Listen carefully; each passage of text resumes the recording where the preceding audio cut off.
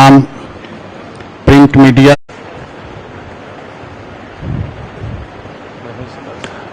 महेश दास जी और इस अवसर पर उपस्थित प्रिंट, इलेक्ट्रॉनिक और डिजिटल। देखिए, अभी आज के इस प्रेस वार्ता के विषय के संबंध में बजरंग पांडे जी ने आपको जानकारी दी है। लगातार पिछले कुछ दिनों से पार्टी के अनेक नेताओं की ओर से कई बेबुनियाद सवाल और ऐसे आरोप लगाए जा रहे हैं जिनका कोई औचित्य नहीं है।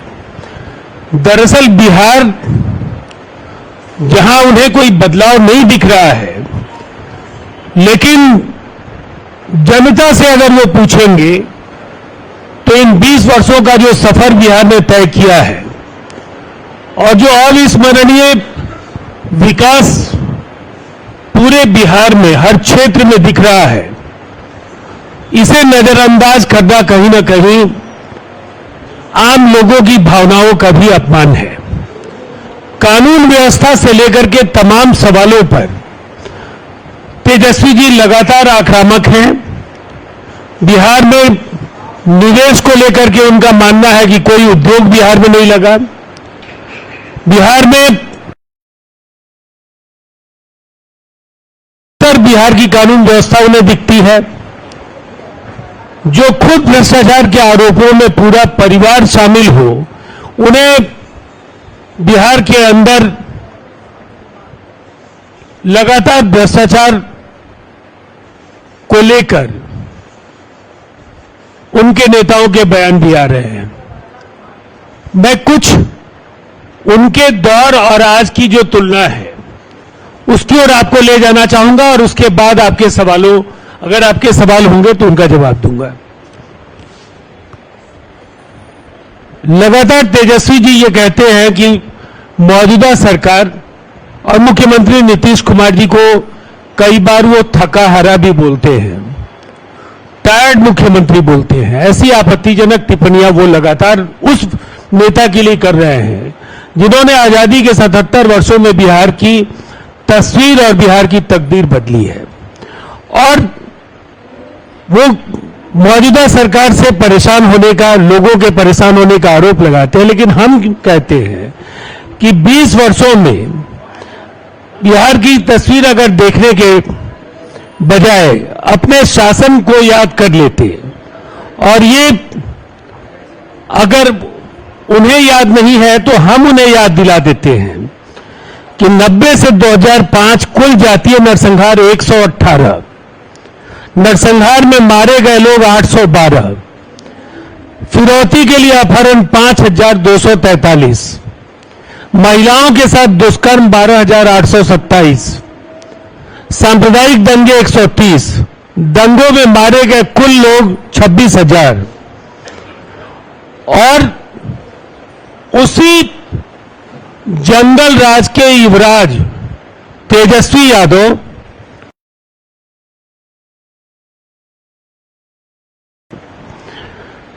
और हम क्या कहते हैं, हमारा जवाब है कि नीतीश कुमार जी ने नया बिहार तो बना दिया है और जो काम बचा है उसे भी 2025 से 30 जब जनता के आशीर्वाद से नीतीश कुमार जी बिहार के मुख्यमंत्री बनेंगे तो वो बचे हुए कार्य भी हम पूरा करेंगे। नौकरियों को लेकर के उन्होंने फिर आरोप लगाया, रोजगार को लेकर आरोप लगाया, लेकिन लालू राबड़ी राज में सरकारी नौकरी 1990 से 2005 के बीच जो बिहार पब्लिक सर्विस कमीशन द्वारा विभिन्न विभागों में की गई नियुक्तियां मात्र 19,538 थी और शिक्षक नियोजन कुल 33,499। लेकिन आज बिहार कहां पहुंचा है? 9,35,000 कुल नियुक्तियां अब तक हो चुकी हैं और जो नियुक्तियां प्रकाशित हुई हैं, रिक्तियों को भरे जाने की जो प्रक्रिया चल रही है, इस विधानसभा के कार्यकाल पूरे होने तक 12 लाख नौकरियां और 38 लाख रोजगार, जबकि लक्ष्य क्या था 10 लाख नौकरियां और 10 लाख रोजगार। लेकिन हम लोग 50 लाख लोगों को नौकरी और रोजगार के जरिए उन्हें इस योग्य जरूर बनाएंगे कि वो अपने परिवार का भरण पोषण कर पाएंगे। और साथ ही साथ जो जातीय सर्वे के आधार पर 94 लाख परिवारों के एक एक सदस्य को 2 लाख रुपए की सहायता लघु उद्यमी योजना के अंतर्गत दी जा रही है, उसके जरिए अगर इन लाभादेय हिस्से तक इनका सीधा जुड़ाव दिखेगा और बाजाबता जो बिहार के विकास की जो तस्वीरें हैं, आप इस कुछ बानगियां हैं, 700 मेगावाट बिहार की को बिजली की उपलब्धता थी और पटना की जरूरतें भी उस दौर में पूरी नहीं होती थी। राजधानी को 7-8 घंटे बिजली मिलती थी, बाकी जिलों की तो बात अगर जिन्हें भी याद होगा, चूंकि आप यहां ज्यादा नई पीढ़ी के लोग हैं, लेकिन अपने माता पिता और निकट के रिश्तेदारों से पूछिए कि उस दौर में बिहार के जिलों में बिजली की आपूर्ति की स्थिति क्या थी। लेकिन अब स्थिति क्या है? अभी बिजली के उपभोक्ताओं की जो संख्या है 2 करोड़ से ज्यादा है। 8,000 मेगावाट की बिजली की उपलब्धता बिहार में है और राजधानी पटना में 24 घंटे और बिहार के बाकी जिलों में 20 से 22 घंटे बिजली की उपलब्धता लगातार मिल रही है। और जहां बिजली के लिए आम लोगों को 6.74 प्रति यूनिट के दर से भुगतान करना होता है, वहीं बिहार में किसान केवल 55 पैसे प्रति यूनिट के दर से भुगतान कर रहे हैं। तो ये बदलाव नहीं है। अगर तेजस्वी यादव को ये बदलाव नहीं दिखता है तो वो जनादेश का मर्म नहीं समझ रहे हैं। वो समझ नहीं पा रहे हैं कि लगातार कोई सरकार अगर 20 वर्षों के बाद भी, जहां आमतौर पर धारणा होती है कि एंटी इनकम्बेंसी होगी, वहां प्रो इनकम्बेंसी इस सरकार के साथ है। और आज भी जो भी सर्वेज हैं, जहां भी लोगों की राय हम देख रहे हैं, एक प्रचंड जनादेश की ओर नीतीश कुमार जी के नेतृत्व में एनडीए बिहार में बढ़ता हुआ दिख रहा है। और देखिए कुछ चीजें हैं, कुछ बानगियां हैं। अभी मेडिकल कॉलेजेस की तादाद 12 है और 14 नए मेडिकल कॉलेजेज और खोले जा रहे हैं। इनमें 8 मेडिकल कॉलेजों का निर्माण केंद्र सरकार की मदद से हो रहा है। मेडिकल कॉलेजेज में जो सरकारी मेडिकल कॉलेज हैं, उसमें 1490 सीटों पर नामांकन हो रहा है। वहीं केंद्र सरकार के 2 मेडिकल कॉलेजों में कुल 225 सीटें हैं। 8 मेडिकल जो प्राइवेट मेडिकल कॉलेज हैं, वहां 1150 सीटें हैं। इस वर्ष मधुबनी, सिवान और वैशाली में मेडिकल कॉलेज अस्पताल की शुरुआत भी हो जाएगी। बिहार के सभी जिलों में मेडिकल कॉलेज खोलने का लक्ष्य है। और तेजस्वी जी को बस हम इतना कहना चाहेंगे, आपकी जुबान चलती है और नीतीश कुमार जी का काम बोलता है।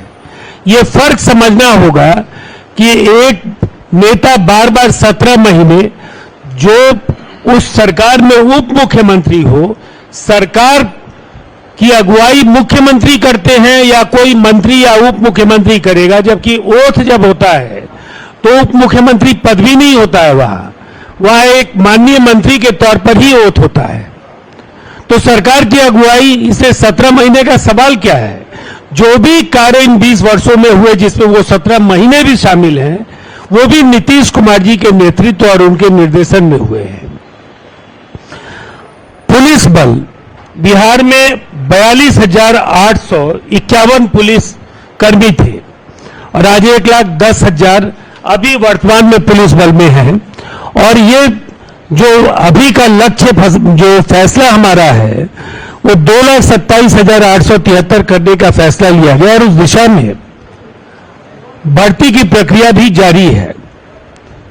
पुलिस बल में बिहार महिलाओं की भागीदारी की दृष्टि से पहले नंबर पर है, जहां सर्वश्रेष्ठ अनुपात पुरुष बनाम महिला बिहार पुलिस ये पूरे देश की तालिका में अगर देखेंगे तो उस तालिका में बिहार को पहला स्थान हासिल है। इसके साथ ही महिलाओं के आरक्षण से लेकर स्वयं सहायता समूहों की तादाद का सवाल हो तो अकेले इस राज्य में 10,63,000 सेल्फ हेल्प ग्रुप्स हैं यहाँ, जिसके जरिए जीविका दीदियों को जो जोड़ा गया उनकी संख्या 1,34,00,000 है।